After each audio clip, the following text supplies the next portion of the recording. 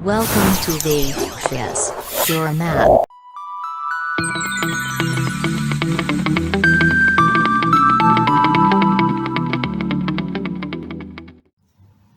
Hi friends, today we are going to discuss irrational numbers.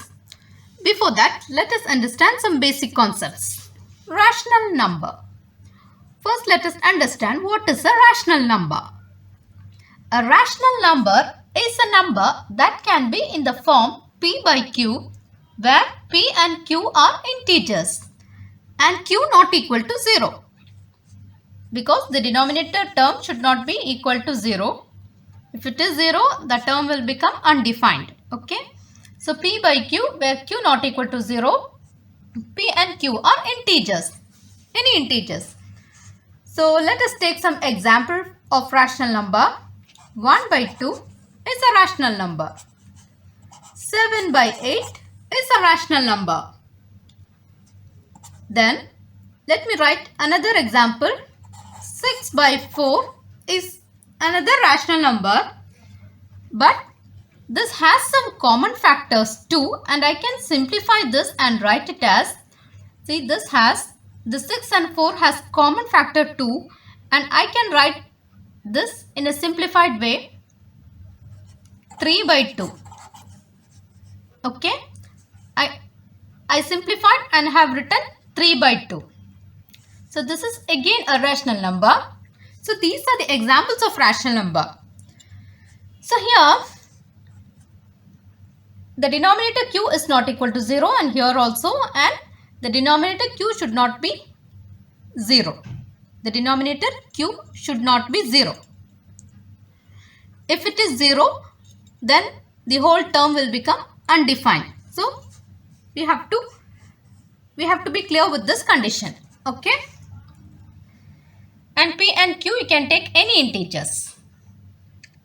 Then just listen this. 7 and 8, we can call this as coprime. So what is a coprime?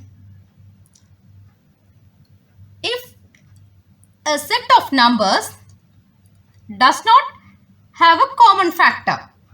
Okay. Let me clearly explain you with the definition. Just see here, but before that make a note of it. 1 by 2 has only one as factors, one common factor. 7 and 8 has no other common factor other than 1. Here also 3 by 2, only 1 is the common factor, no other common factors. Okay, let me explain the coprime definition first. Coprime. A coprime number is a set of numbers. A coprime number is a set of numbers or integers which have only 1 as their common factor. Their HCF will be 1. Let's see some example. Just see this example. 15 has factors 1, 3, 5 and 15. So 15 has factors 1, 3, 5 and 15. Just see this 8. 8 has factors 1, 2, 4 and 8. But keep in mind, 15 and 8 has no common factors except 1. It has 15 and 8 has 1 as a common factor. Okay, and no other common factors. See, 15 has factors 1, 3, 5, 15 and 8 has factors 1, 2, 4, 8. Compare 8 and 15. So it has only one common factor.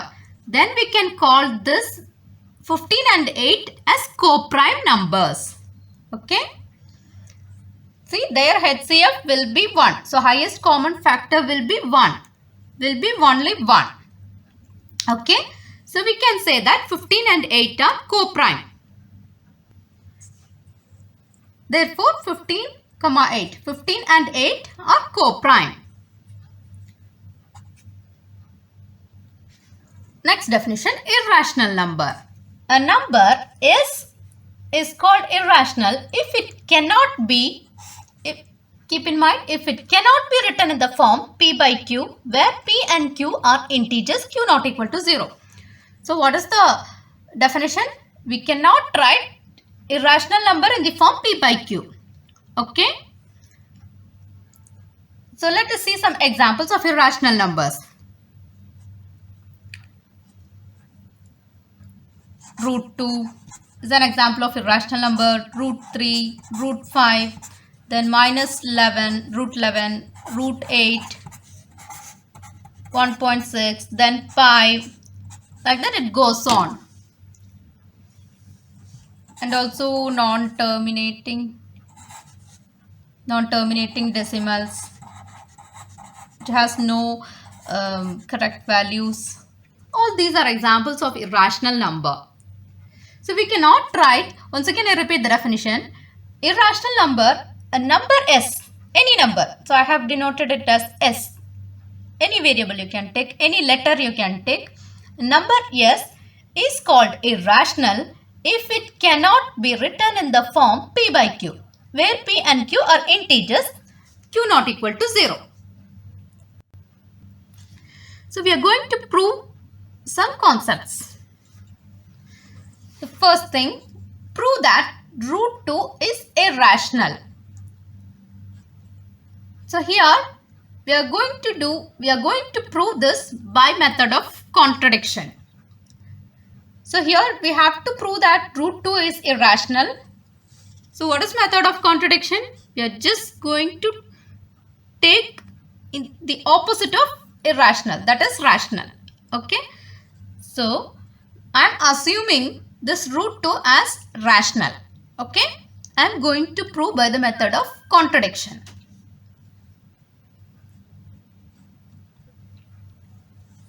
So let us assume the contrary, that root 2 is rational. So if it is a rational number, how can we write root 2? If it is a rational number, I am assuming this as a rational number. Okay.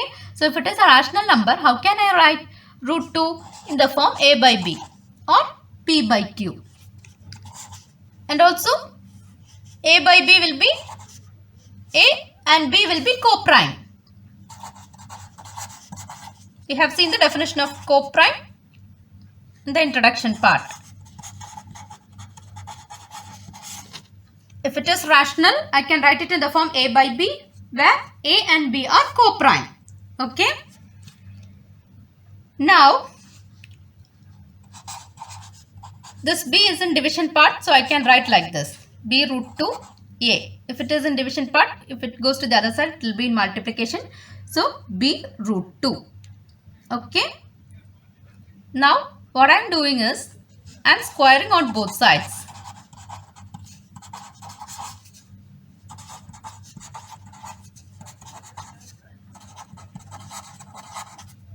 So, if I square on both sides, what will you get?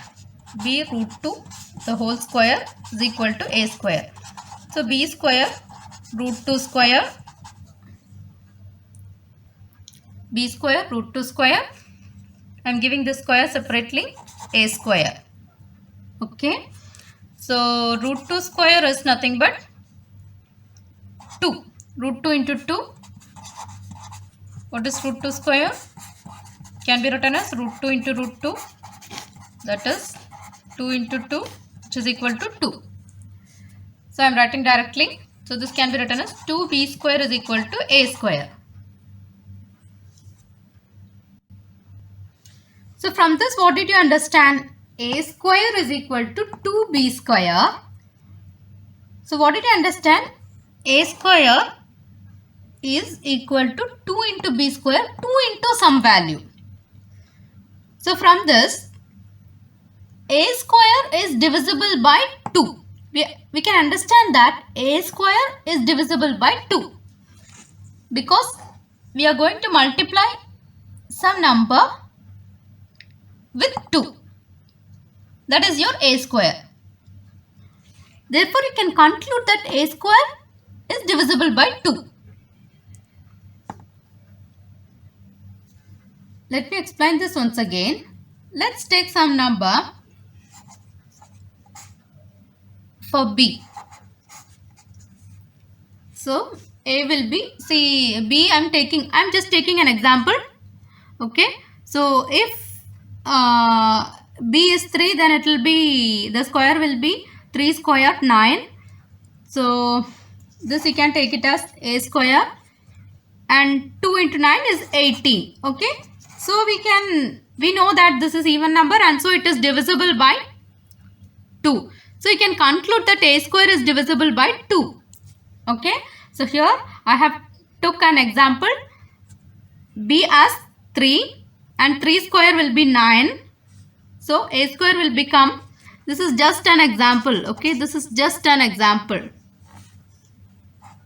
This is just an example I am taking. So 18 is equal to a square. 18 is divisible by 2. So we can conclude that a square is divisible by 2. So I am writing a square is divisible by 2. If a square is divisible by 2, then we can conclude that a is divisible by 2. A square is divisible by 2. Therefore, a is also divisible by 2. We are marking it as 1. Okay, we are marking it as 1. So if a is divisible by 2, then we can write 2 into some number. A will be equal to 2 into some number. So 2 into c. So c is any integer. Any integer you can take. Therefore, what is 2b square? So before proving that we have, so before this step we have 2b square is equal to a square. Now we got a is equal to 2c. So 2b square is equal to, write 2c in the place of a. Okay. So 2b square is equal to 2c square. Now 2b square is equal to, I am writing this power, I am giving this power separately. So 2 square c square. Therefore it will be 2b square 4c square. Okay.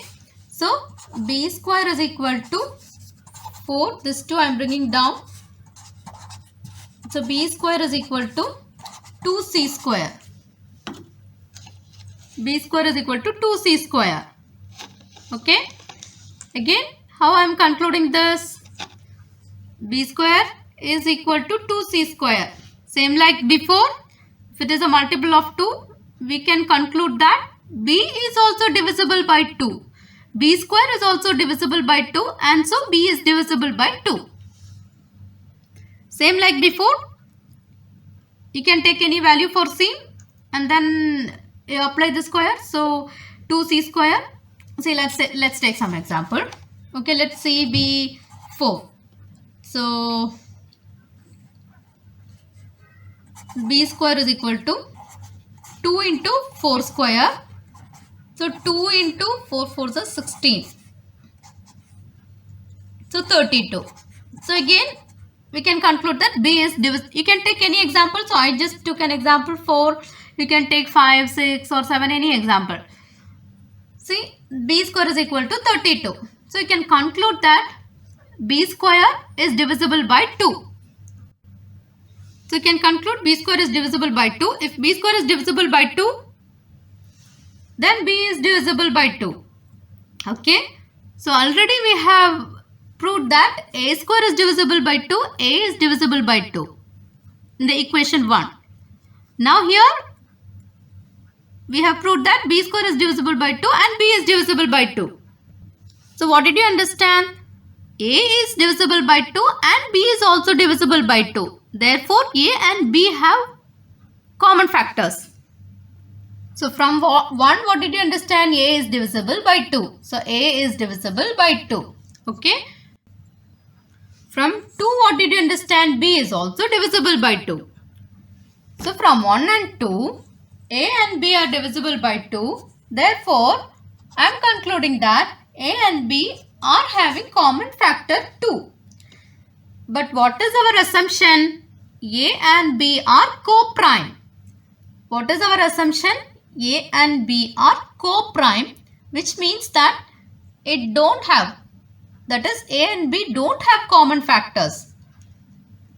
But what we have got that it is a common factor. So it is a contradiction. Therefore, we can conclude that root 2 is irrational. Once again I repeat, we have assumed that root 2 is rational, and so A and B you are getting it as co-prime which has no common factors. So, but when we prove, we have got A and B having common factor 2, which contradicts our assumption. Therefore, we cannot assume that root 2 is rational. So, we are arriving at a conclusion that root 2 is irrational. Hence proved. Now let us do another theorem. Next, show that 5 minus root 3 is irrational. We are going to prove this by the method of contradiction. Let us start. So we are assuming that the contrary, 5 minus root 3 is rational. We have to prove that it is irrational. For that, we are assuming that 5 minus root 3 is rational. If it is rational, how can I write 5 minus root 3? We can write 5 minus root 3 in the form of A by B. A and B are co-prime.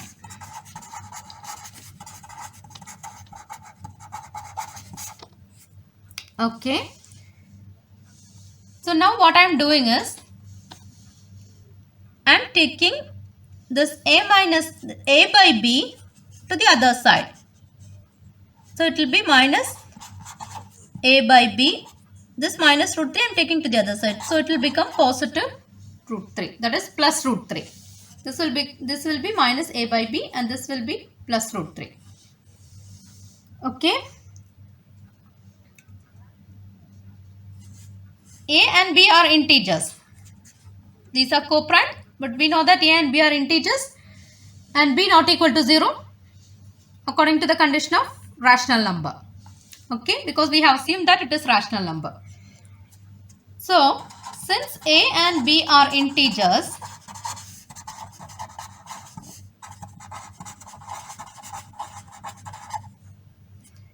we can say that 5 minus A by B is also rational.